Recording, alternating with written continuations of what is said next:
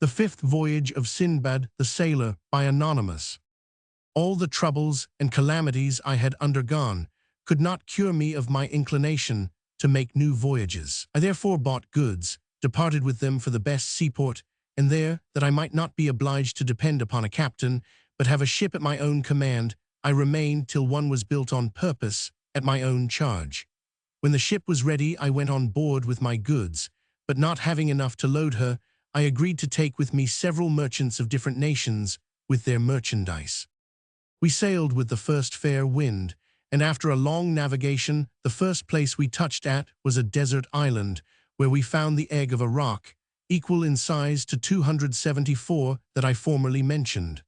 There was a young roc in it, just ready to be hatched, and its beak had begun to break the egg.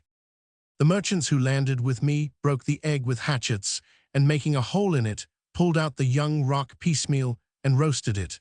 I had in vain entreated them not to meddle with the egg. Scarcely had they finished their repast, when there appeared in the air, at a considerable distance, two great clouds. 59, the captain of my ship, knowing by experience what they meant, said they were the male and female parents of the roc, and pressed us to re-embark with all speed, to prevent the misfortune which he saw would otherwise befall us. The two rocs approached with a frightful noise, which they redoubled when they saw the egg broken and their young one gone. They flew back in the direction they had come and disappeared for some time, while we made all the sail we could in the endeavor to prevent that which unhappily befell us. They soon returned, and we observed that each of them carried between its talons an enormous roc. When they came directly over my ship, they hovered, and one of them let go his roc, but by the dexterity of the steersman, it missed us and fell into the sea. The other so exactly hit the middle of the ship as to split it into pieces. The mariners and passengers were all crushed to death or fell into the sea.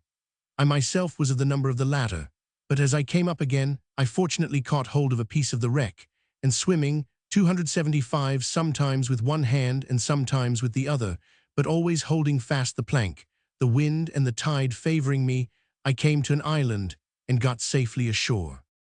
I sat down upon the grass to recover myself from my fatigue, after which I went into the island to explore it. It seemed to be a delicious garden.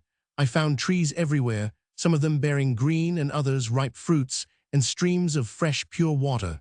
I ate of the fruits, which I found excellent, and drank of the water, which was very light and good. When I was a little advanced into the island, I saw an old man, who appeared very weak and infirm. He was sitting on the bank of a stream, and at first I took him to be one who had been shipwrecked like myself. I went toward him and saluted him, but he only slightly bowed his head.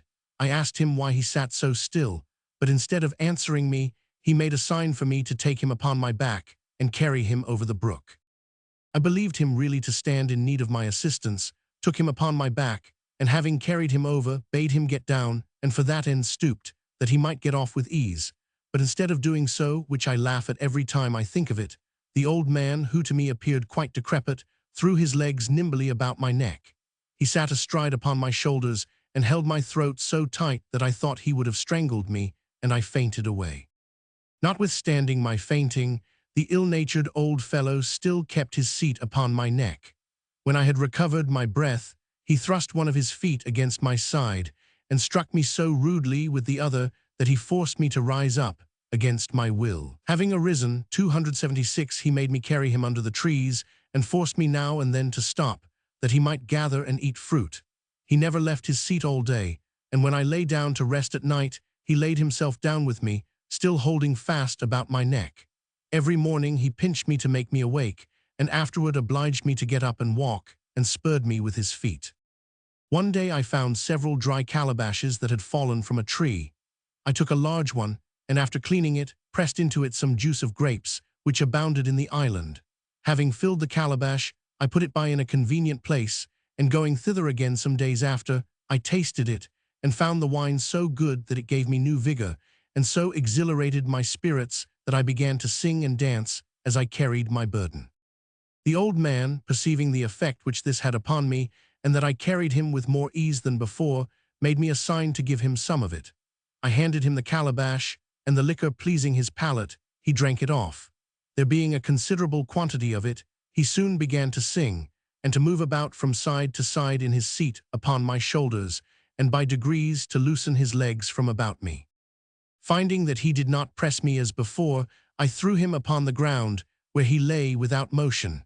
I then took up a great stone and slew him.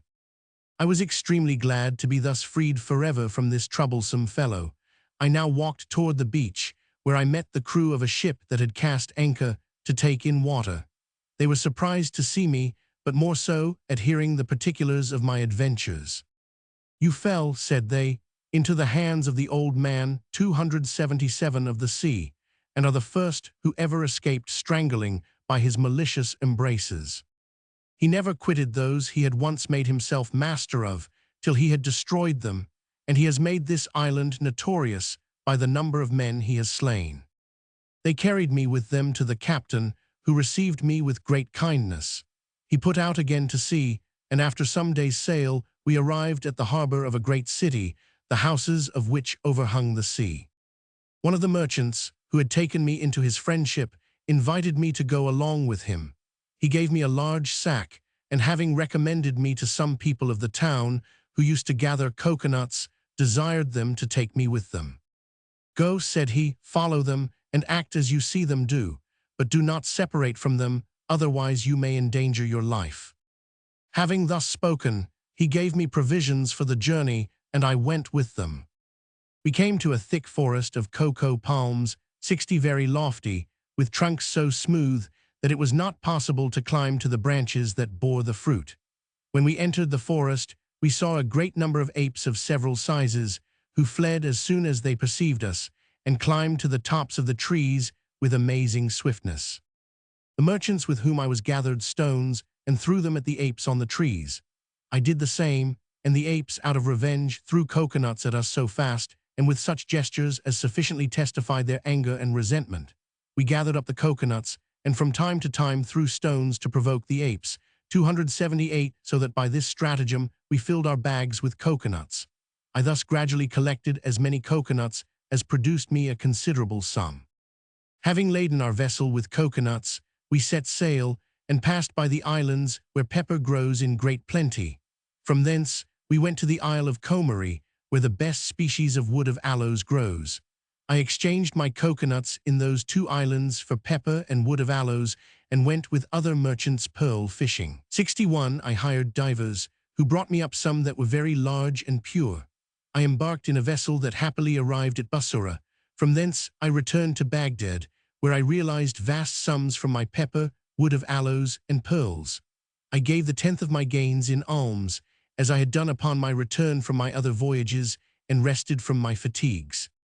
Sinbad here ordered 100 sequins to be given to Sinbad, and requested him and the other guests to dine with him the next day, to hear the account of his 6th voyage.